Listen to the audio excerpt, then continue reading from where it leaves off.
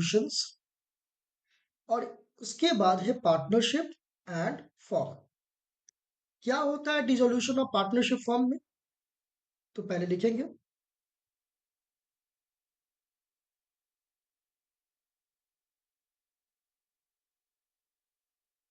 Dissolution of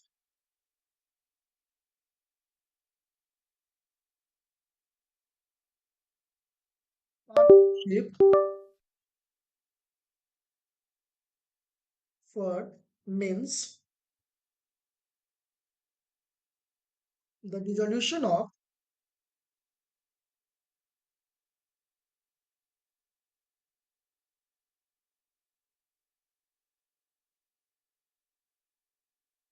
partnership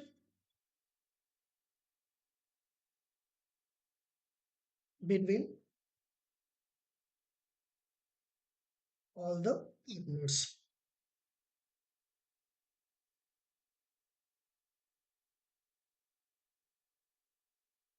Okay, fine.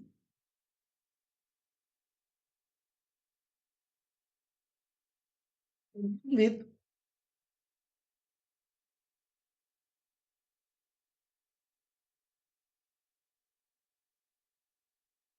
the combination of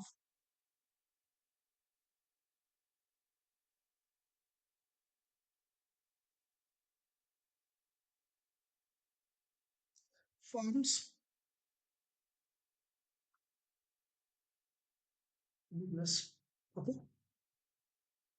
क्या कहा जा रहा है? क्या है dissolution of partnership? So dissolution of partnership means dissolution of partnership form means dissolution of partnership with all partners of a firm along with the termination of a firm's business. यानी कि जब सारे पार्टनर्स का आपस में dissolution हो जाता है। डिसोल्यूशन का मतलब होता है अलग हो जाना, खंडन हो जाना, विघटन हो जाना। सब लोगों का विघटन हो जाता है आपस में, तो इसे हम डिसोल्यूशन ऑफ पार्टनर्स कहते हैं। और जब डिसोल्यूशन ऑफ पार्टनरशिप होता है जिसमें हम लोग पार्टनरशिप को ही टर्मिनेट कर देते हैं, समाप्त कर देते हैं, तो उस बिजनेस का डिसोल्यूशन ऑफ पार्टनरशिप डिसोल्यूशन हो जाता है उस बिजनेस का, यानी कि डिसोल्यूशन ऑफ पार्टनरशिप फर्म कहा जाता है। एक एग्जांपल समझते हैं। सपोज बिजनेस है और उस बिजनेस के अंदर में इस बिजनेस को तीन लोगों ने स्टार्ट किया। Mister A,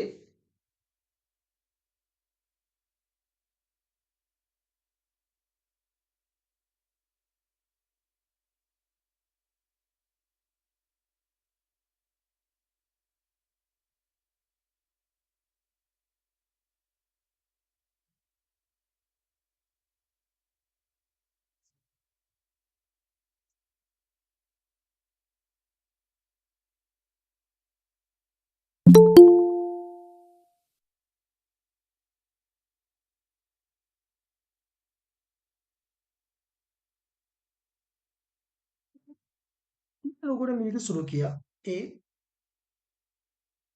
mister B and mister सी। ये तीनों ने कैपिटल लगाया इस बिजनेस के अंदर में, और कैपिटल लगाकर इस तीनों ने मिलकर इस बिजनेस को स्टार्ट किया था। इसमें तीनों का कैपिटल लगा हुआ है, तीनों यहाँ से प्रॉफिट अर्न कर रहे हैं और प्रॉफिट अर्न करके शेयर कर रहे हैं। अब इस बिजनेस के अंदर में एसेट्स भी है और इस बिजनेस के अंदर में लाइबिलिटीज भी है। जब हम एक बिजनेस स्टार्ट करते हैं तो हमारे बिजनेस के अंदर में एसेट्स भी होता है और हमारे बिजनेस के अंदर में लाइबिलिटीज भी होता है। अब यहाँ पर क्या है कि लोग क्या बात कर रहे थे कि हमारी जो बिजनेस होती है तो उस बिजनेस के अंदर में एसेट्स भी होता है और बिजनेस के अंदर में लाइबिलिटीज भी होता है। इसको ध्यान में रखेंगे, इसको माइंड में रखेंगे, इस पे हम लोग आगे डिस्कस करेंगे।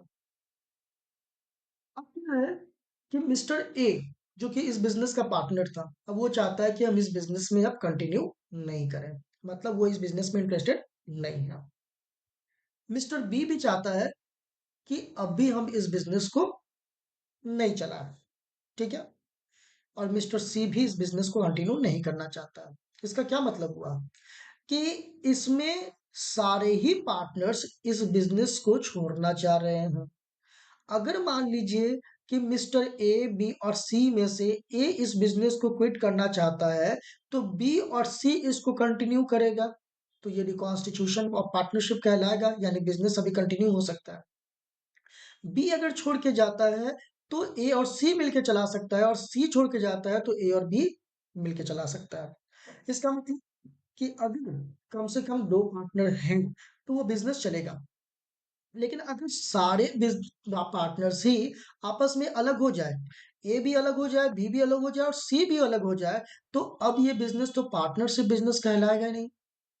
तो जब पार्टनरशिप बिजनेस नहीं कहलाएगा, तो इस पार्टनरशिप का यहाँ पे डिसोल्यूशन हो जाएगा, यानी खंडन हो जाएगा। यहाँ पे पार्टनरशिप का डिसोल्यूशन हो जाएगा, विघटन हो जाएगा। जब पार्टनरशिप डिसोल्यूशन हो गया और इस बिजनेस में कोई नहीं है, तो इस बिजनेस को हमें टर्मिनेट करना पड़ेगा, डिसॉल्व करना पड़ेगा, समाप्त करना पड़ेगा। और जब बिजनेस समाप्त हो जाता है, तो हम इसे डिसोल्यूशन ऑफ पार्टनरशिप फॉर्म कहते हैं। फिर से समझते हैं इन शॉर्टली, पार्टनरशिप फॉर्म क्या है। सो डिसोल्यूशन ऑफ पार्टनरशिप फॉर्म, तो dissolution of partnership form means dissolution of partnership between all the partners of A form along with the termination of the firm's business। मतलब बिजनेस के समाप्त करने के साथ साथ जब सारे पार्टनर्स का आपस में विघटन हो जाए, अलगाव हो जाए, तो इस सिचुएशन को हम डिसोल्यूशन ऑफ पार्टनरशिप फॉर्म कहते हैं। ये क्लियर है जा रहा हूँ। वो आपको थ्योरी क्वेश्चंस में पूछेगा। ठीक है, क्या पूछेगा? What is the mode of dissolution? What is the mode of dissolution? Mode of dissolution. ठीक है, topic is mode of dissolution. ठीक है, डिसोल्यूशंस का मोड का मतलब ये हुआ कि आखिर डिसोल्यूशंस किस किस अवस्था में, किस किस सिचुएशन में हो सकता है, कौन कौन से कारण है जिसके कारण डिसोल्यूशन होता है। तो इसमें सबसे पहला जो है वो है बाय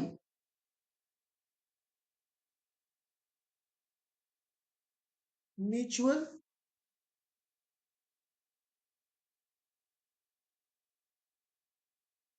एग्रीमेंट। फर्स्ट क्या कह रहा है? By mutual agreement.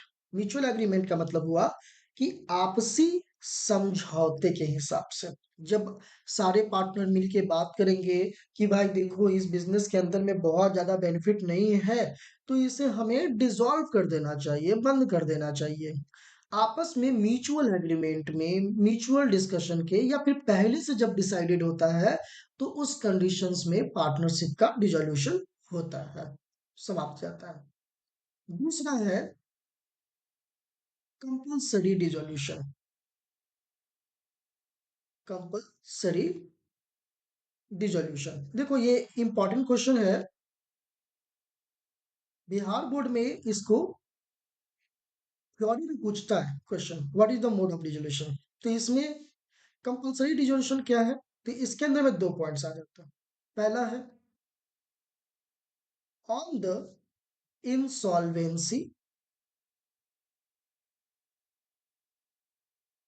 Of all partners. Insolvency of all partners और ऑल एक्सेप्ट वन।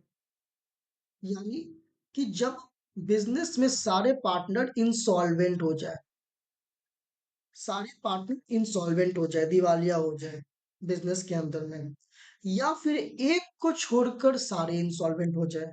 तो एक को छोड़कर अगर सारे इंसॉल्वेंट हो जाएंगे, तो उस कंडीशन में भी बिजनेस को कंटिन्यू नहीं किया जा सकता, क्योंकि पार्टनरशिप बिजनेस तो तभी कहा जाएगा जब एक से ज्यादा पार्टनर्स होंगे। तो इसमें भी आपका बिजनेस को डिसॉल्व करना पड़ेगा, और ये कंपलसरी डिसोल्यूशन के अंदर में आएगा। अगला है on business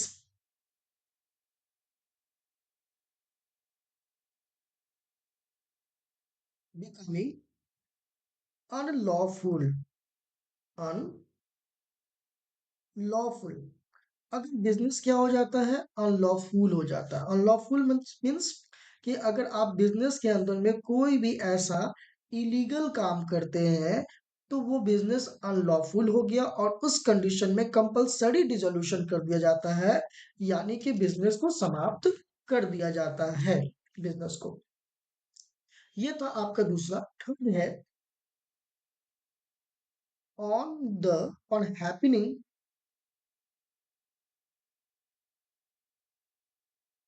of certain on happening of certain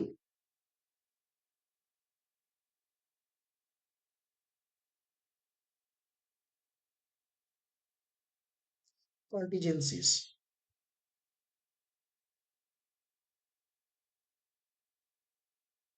यानी कुछ ऐसी घटना अचानक से घटे, जैसे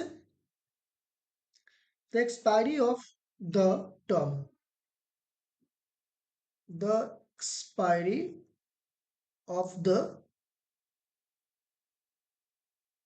टर्म फॉर विच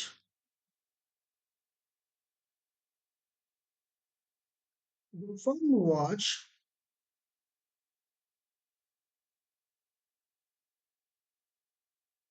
formed। यानी कि जो बिजनेस है, बिजनेस एक्सपायर हो गया।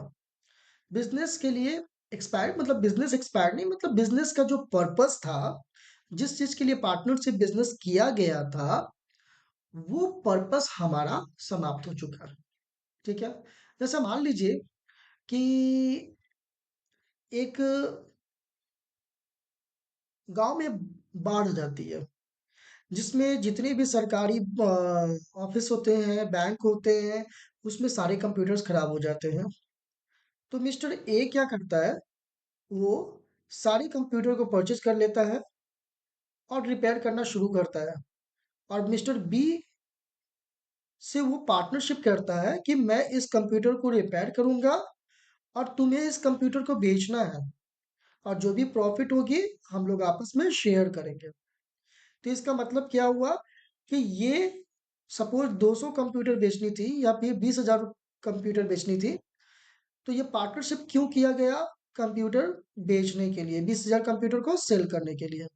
अब ये जैसे ही 20,000 कंप्यूटर सेल हो गई, तो जिस चीज के लिए पार्टनरशिप की गई थी, वो पार्टनरशिप का पर्पस ऑब्जेक्ट समाप्त हो गया, खत्म हो गया। तो जैसे ही ऑब्जेक्ट खत्म हो चुका है, तो इसका मतलब कि उस फर्म को डिसॉल्व कर देंगे, वो पार्टनरशिप अपने आप खत्म हो जाएगा। क्या? बाय डेथ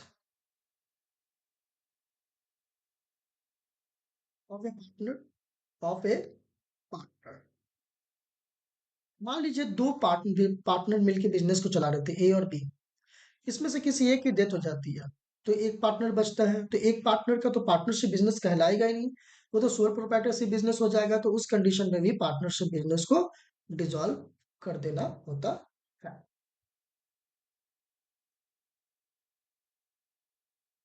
अब है तीसरा,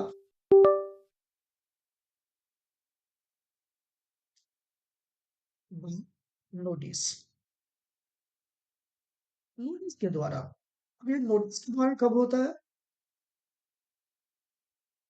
so when any one of the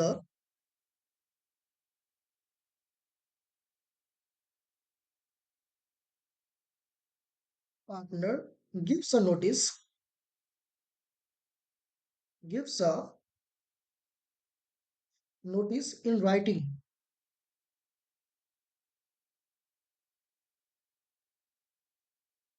to other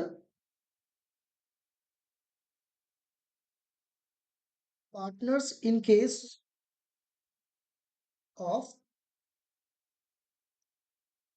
partnership at will।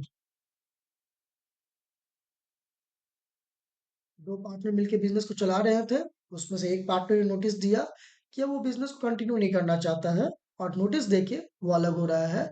इसका मतलब क्या हुआ कि एक पार्टनर तो बिजनेस चला नहीं पाएगा, तो इस कंडीशन में भी पार्टनरशिप बिजनेस को समाप्त किया जा सकता है। और नेक्स्ट है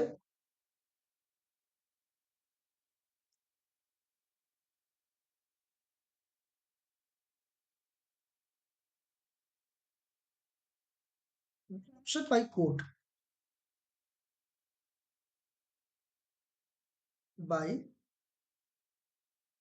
कोर्ट के द्वारा बिजनेस को डिसॉल्व करना, कोर्ट के द्वारा बिजनेस को डिसॉल्व करना। ठीक है। कोर्ट के द्वारा जो बिजनेस को डिसॉल्व करना हुआ, उसमें क्या क्या बातें आ सकती है? कह रहा है कि परमानेंट इनकैपेसिटी,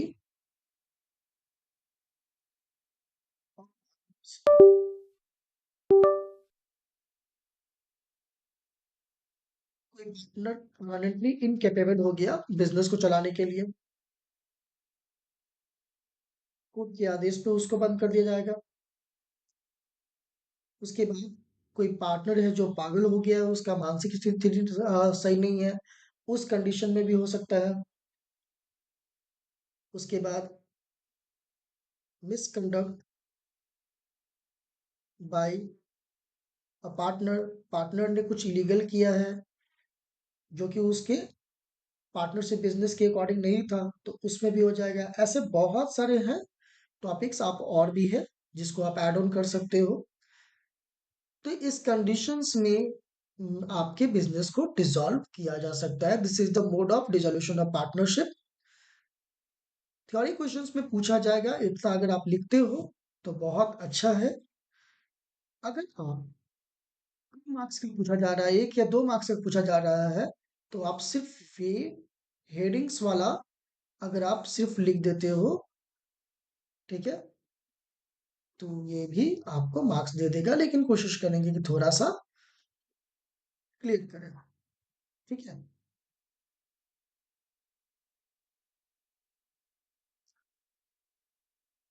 ठीक है। क्या है? बिजनेस के अंदर में एसेट्स भी है और बिजनेस के अंदर लाइबिलिटी भी है, और बिजनेस डिसॉल्व हो रहा है। तो मैंने अभी थोड़ी देर पहले आपको कहा था कि हम लोग इस चीज को दिमाग में रखिएगा, इस पे हम लोग डिस्कस करेंगे कुछ। तो हमारे बिजनेस के अंदर में एसेट्स भी है, बिजनेस के अंदर में लाइबिलिटी है, सारे बिजनेस में एसेट लाइबिलिटीज होते हैं। अगर कोई बिजनेस डिसॉल्व हो रहा है,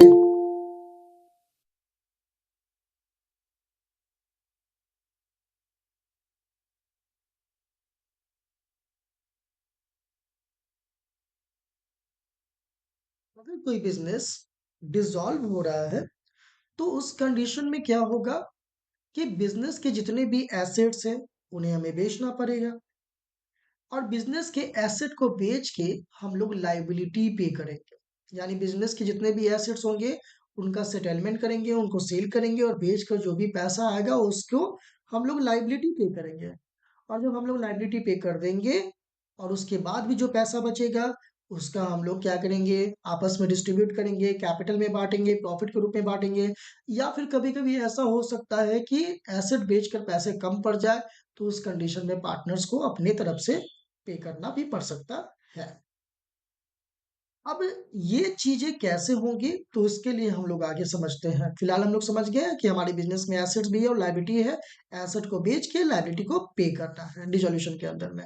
इसके लिए हम लोग समझेंगे next topic.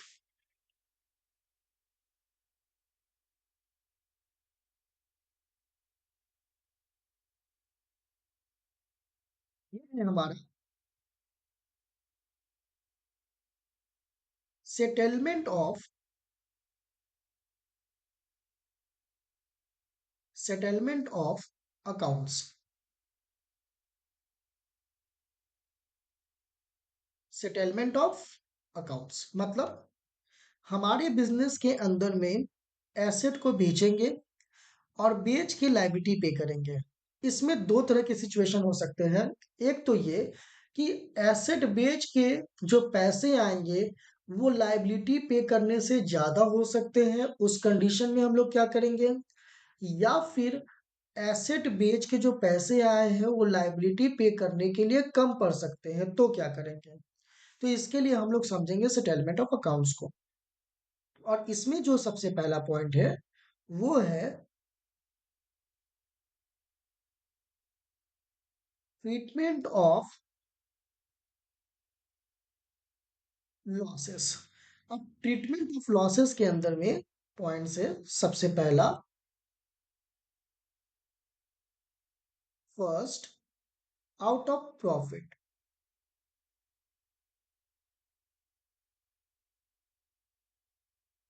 Second,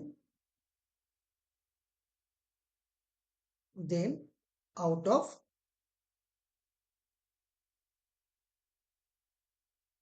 capital.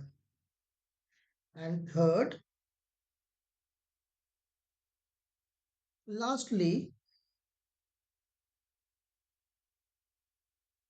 Bye partners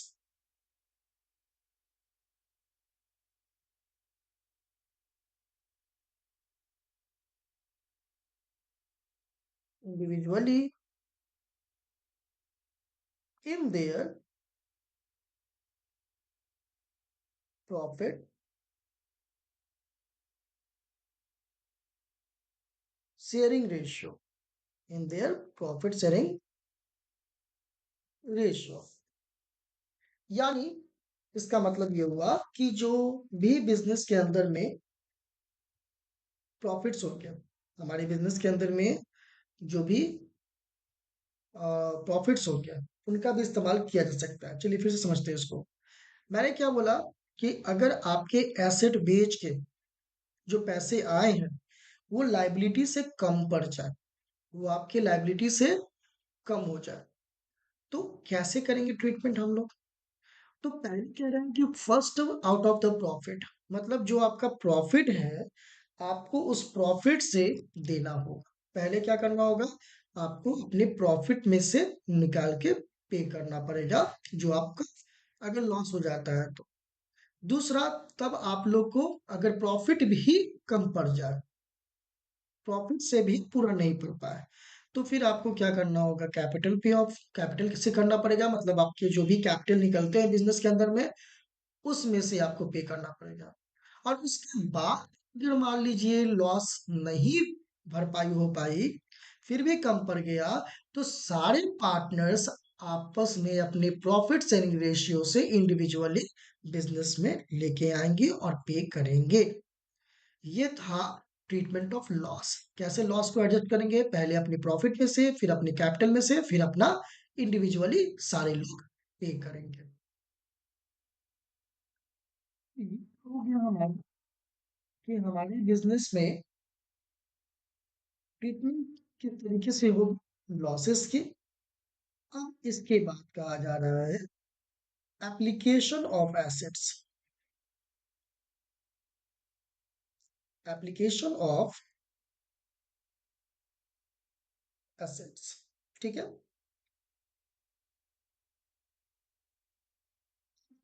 assets के अंदर में सबसे पहले first,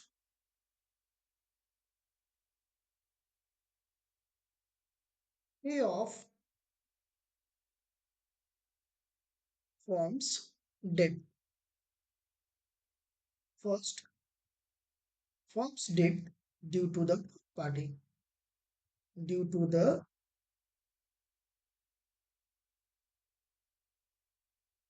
third parties.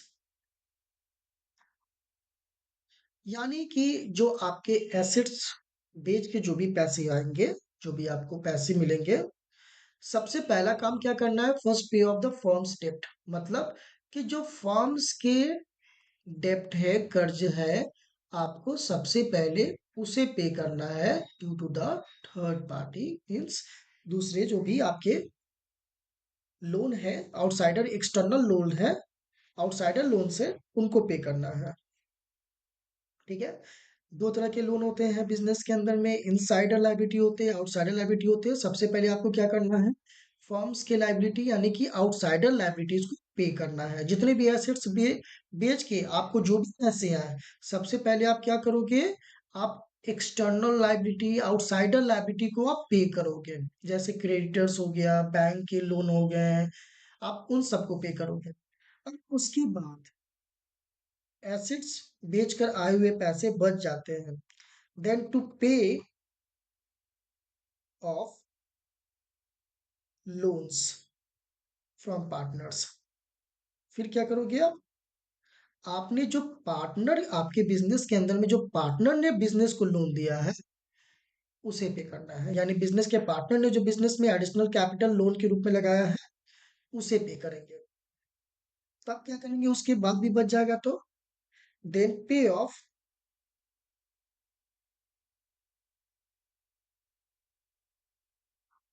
Capitals of partners. यानी कि बिजनेस के पार्टनर ने जितना जितना कैपिटल लगाया था, वो कैपिटल पे कर दिया जाएगा। और उसके बाद lastly the surplus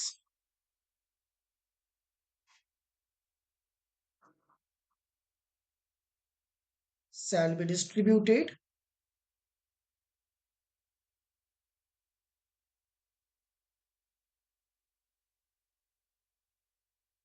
among all the partners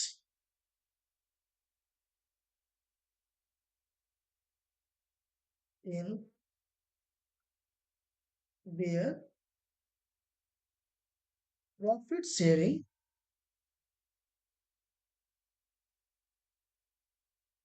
ratio.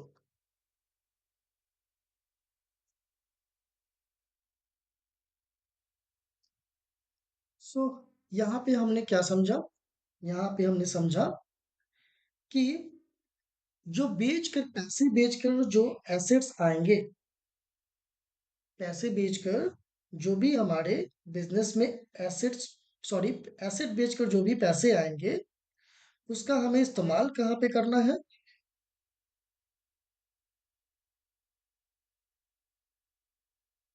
उसे किस तरीके से यूज करेंगे? तो सबसे पहले जो एक्सटर्नल लायबिलिटी होंगे, फर्म्स के जो कर्ज होंगे, हम उसे पे करेंगे। उसके बाद भी बच गया तो जो पार्टनर्स बिजनेस को लोन लोन दिए हुए हैं, उन लोन्स को वापस किया जाएगा। उसके बाद भी बच गया तो जिस पार्टनर ने जितना जितना कैपिटल लगाया था, वो कैपिटल वापस ले लेंगे। उसके बाद भी अगर बच जाएगा तो प्रॉफिट के रूप में सरप्लस को अपने प्रॉफिट शेयरिंग रेशियो में डिस्ट्रीब्यूट कर लेंगे। ये हो जाएगा आपका एप्लीकेशन ऑफ एसेट्स। एक बार बता दीजिए आप, इसके बाद समझने वाले हैं कि अकाउंटिंग ट्रीटमेंट कैसे करेंगे। उससे हम पहले हमें समझना होगा रियलाइजेशन अकाउंट के बारे में।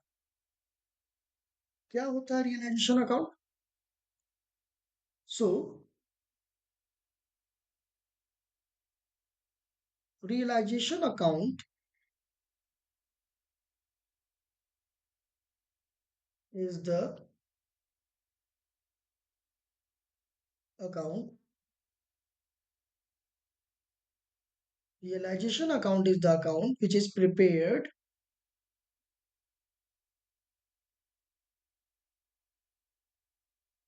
to know the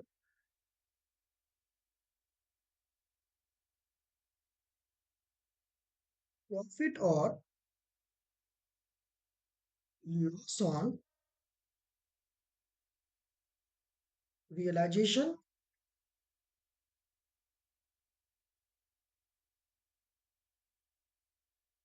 after close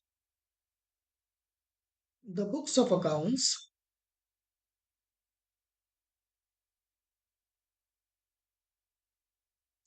of a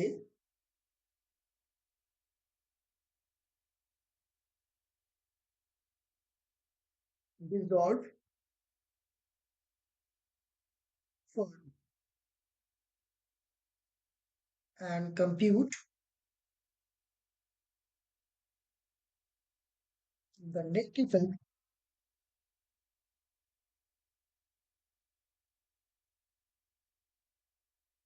of realization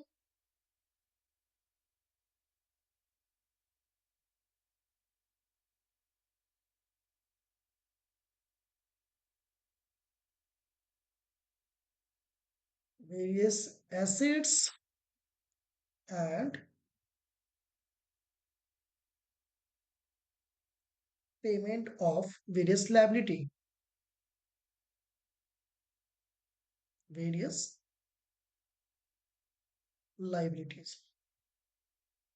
चलिए, रियलाइजेशन अकाउंट को हम लोग समझ रहे हैं। रियलाइजेशन अकाउंट क्यों समझना जरूरी है? क्योंकि सारा अकाउंटिंग ट्रीटमेंट यहीं से होगा। क्या है realization account? So realization account is the account which is prepared to know the profit or loss on realization after close the books of accounts of a dissolved firm and compute the net effect of realization of various assets and payment of various liabilities। ठीक है, यानी कि realisation account वो account है जिसका इस्तेमाल हम लोग बिजनेस के अंदर में जो भी हमारे पार्टनरशिप बिजनेस डिसॉल्व होते हैं, जब यानी कि जब हम पार्टनरशिप बिजनेस को डिसॉल्व करते हैं, समाप्त करते हैं, तो समाप्त करते हैं मीन्स हमें वो अकाउंट्स ऑफ बिजनेस को समाप्त करना है। इट मीन्स क्या, हमें उसके अकाउंट्स को भी क्लोज करना पड़ेगा। तो डिसॉल्व फर्म के यानी कि जो फर्म डिसॉल्व हो रहे हैं उस फर्म के जितने भी अकाउंट्स है, एसेट्स लाइबिलिटीज है, उनको क्लोज करने के लिए जो हम लोग अकाउंट बनाते हैं, जिससे हमें net effect of realization of various assets पता चलता है कि मीन्स कितने हमें एसेट्स बेचकर कितने पैसे आए, मतलब एसेट रियलाइज करके मतलब बेचकर कितने पैसे आए, और हमने कितने लाइबिलिटीज को पे किए, किस किस तरीके से लाइबिलिटी को कितना कितना पे किया।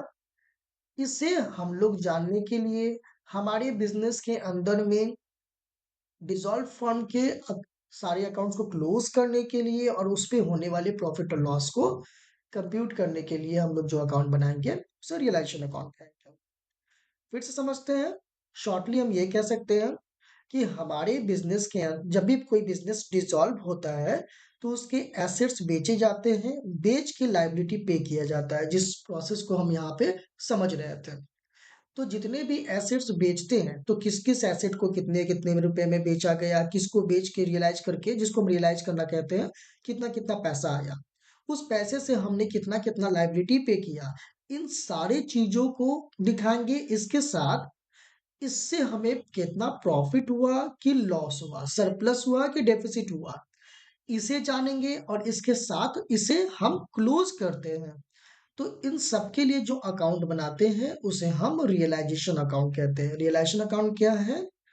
तो रियलाइजेशन अकाउंट वो अकाउंट है जिससे हम ये समझेंगे कि हमारे डिसॉल्व बिजनेस के अंदर में जितने भी एसेट्स लाइबिलिटीज हैं, किस तरीके से उनका रियलाइजेशन हुआ, किस तरीके से उसका पेमेंट हुआ, उससे हमें प्रॉफिट हुआ, लॉस हुआ, सरप्लस डिफिसिट क्या हुआ, उन सबको जानने के लिए हम रियलाइजेशन अकाउंट बनाते हैं। रियलाइजेशन अकाउंट का मतलब अगर क्लियर है, रियलाइजेशन अकाउंट के बाद, इसके डेफिनेशन के बाद हम लोग शुरू करेंगे अब इसके अकाउंटिंग ट्रीटमेंट। ठीक है, इसमें दो तरह के कॉन्सेप्ट, दो तरीके से क्वेश्चंस बनेंगे। एक तो होगा जनरल एंट्री बेस्ड और दूसरा होगा अकाउंट बेस्ड, यानी कि रियलाइजेशन अकाउंट का अकाउंट बनाएंगे यानी कि लेजर टाइप फॉर्मेट। ठीक है, तो ये दो चीजें हमें इसके अंदर में पढ़नी है, जनरल एंट्री और लेजर फॉर्मेट में रियलाइजेशन अकाउंट का। सबसे पहले तो हम लोग जनरल एंट्री समझेंगे, ध्यान से समझेंगे, बहुत इंपॉर्टेंट भी है, बहुत ज्यादा जनरल एंट्री इसके अंदर में है। स्टेप बाय स्टेप हम लोग समझते हैं। देखिए,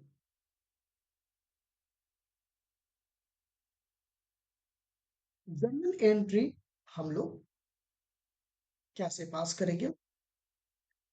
स्टेप वन, सबसे पहले स्टेप फर्स्ट, जो सबसे पहले जनरल एंट्री होगा वो किस चीज का होगा?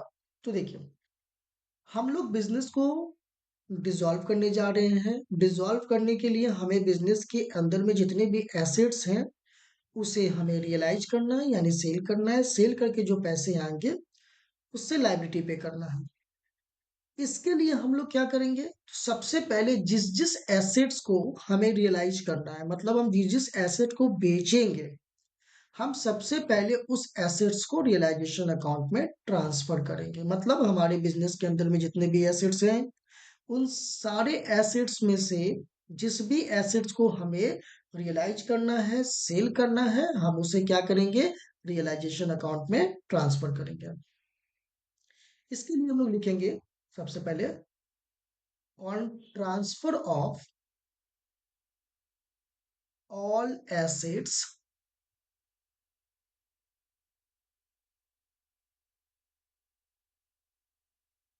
Including goodwill and joint life policy, but excluding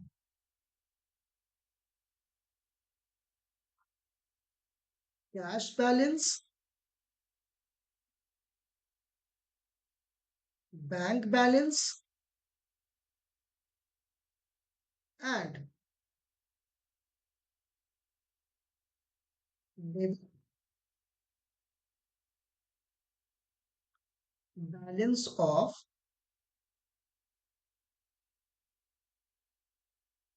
capital or current account। सबसे पहला एंट्री किस चीज के लिए करेंगे, तो क्या बोला जा रहा है कि on transfer of all assets, जितने भी एसेट्स हैं उसे हम ट्रांसफर करेंगे सबसे पहले रियलाइजेशन अकाउंट में। ट्रांसफर करने के लिए किस किस एसेट को हम लोग ट्रांसफर कर रहे हैं, तो कह रहा है ऑल एसेट्स, सारे एसेट को, जिसमें हम इंक्लूड करेंगे किसको, गुडविल को भी इंक्लूड करेंगे और ज्वाइंट लाइफ पॉलिसी को भी इंक्लूड करेंगे, सारे एसेट्स को हम लोग ट्रांसफर करेंगे। लेकिन छोड़ेंगे भी किसको, किसको छोड़ेंगे भाई, तो कह रहा है कि बट एक्सक्लूडिंग कैश बैलेंस और बैंक बैलेंस। ठीक है, cash balance and bank balance को एक्सक्लूडिंग, छोड़कर। क्यों छोड़े भाई, तो रियलाइजेशन अकाउंट में हम एसेट को ट्रांसफर कर रहे हैं जिससे कि हम उस एसेट्स को बेचें, जिस एसेट को हमें बेचना है उसको हम ट्रांसफर कर रहे हैं, बेच के पैसे लाने हैं। कैश बैलेंस, बैंक बैलेंस तो ऑलरेडी ही हमारा कैश फॉर्म में है, तो हम इसे तो बेच सकते ही नहीं है। इसीलिए जब हम लोग बैलेंस शीट के एसेट साइड में से एसेट को चुन चुन के हम रियलाइजेशन अकाउंट में ट्रांसफर करेंगे, तो उस समय हमें कैश बैलेंस और बैंक बैलेंस को नहीं लेना है, फिक्टिशियस एसेट्स को हमें शामिल नहीं करना है, और debit balance of capital and current account को हमें नहीं करना है। अब यहाँ पे debit balance of capital and current account क्या है, तो जब बिजनेस को लॉस हो जाती है तो उसे हम डेबिट बैलेंस में दिख, यानी कि एसेट साइड में दिखाते हैं लॉस को, तो उस कंडीशंस में हमें उसे नहीं ट्रांसफर करना है, क्योंकि वो हमारा एक्चुअल एसेट्स नहीं है, वो बिजनेस का लॉस है जिसकी हमें एसेट साइड में दिखाना होता है। ठीक है, ये पहला स्टेप है। और इसके लिए एंट्री हमें क्या करना है, एंट्री में हम लोग लिखेंगे realization account debit to various assets account, यानी जिस भी एसेट्स को हमें ट्रांसफर करना है हम उसका नाम लिख देंगे। ठीक है, जैसे realization account debit to machinery account, to furniture account, to stock account, to buildings account, to debtors account, to bills receivable account, जितने भी एसेट्स होंगे उन सबको हम लोग ट्रांसफर कर देंगे। नरेशन लिखेंगे, being the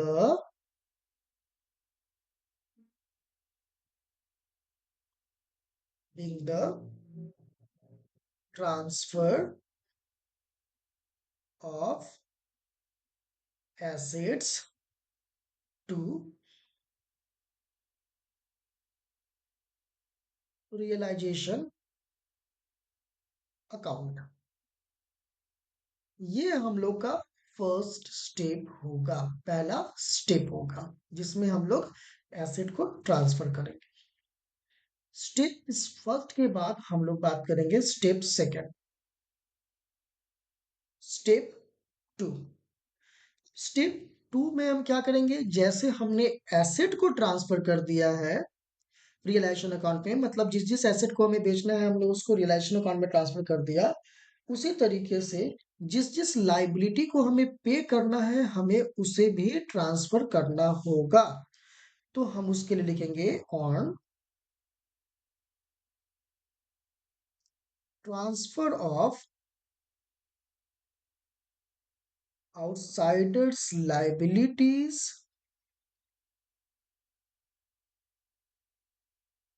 end provision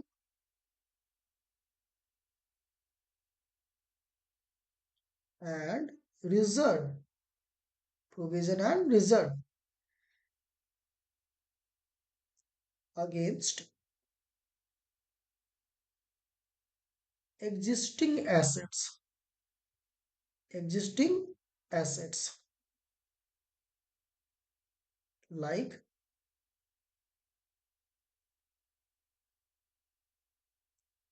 provision for doubtful debts,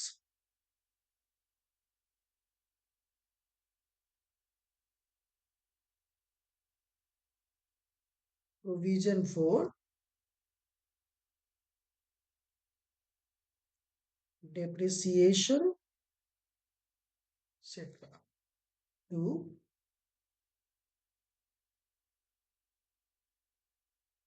realization account। Okay, यानी कि हम लोग क्या करेंगे, अब हम लोग को जो जो लाइबिलिटी, जिस भी लाइबिलिटी को हमें पे करना है हम उसे ट्रांसफर करेंगे, और यहाँ पर ध्यान देंगे on transfer of outsiders liability. Outsider means सिर्फ बाहरी लाइबिलिटी, मतलब पार्टनर्स के कैपिटल को छोड़कर जितनी भी लाइबिलिटीज होते हैं वो आउटसाइडर्स लाइबिलिटी होते हैं। हमें क्या करना है, आउटसाइडर लाइबिलिटीज को प्रोविजन और रिजर्व जो कि एग्जिस्टिंग एसेट्स पर बेस्ड होते हैं, like provision for doubtful debts और प्रोविजन फॉर डेप्रिसिएशन, उनको हम लोग ट्रांसफर करेंगे। और किस तरीके से एंट्री पास करेंगे, तो लिखेंगे हम लोग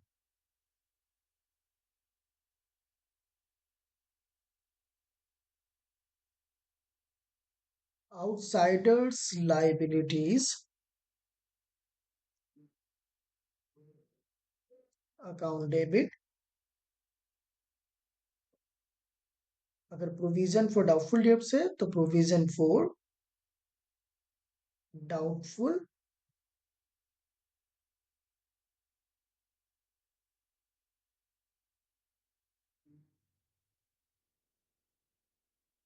डाउटफुल डेट्स अकाउंट डेबिट, अगर डिप्रिसिएशन है for depreciation account to realization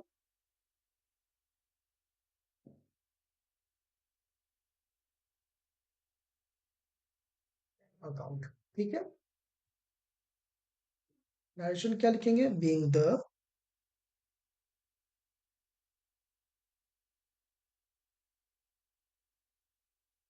outsiders liability and reserve transferred to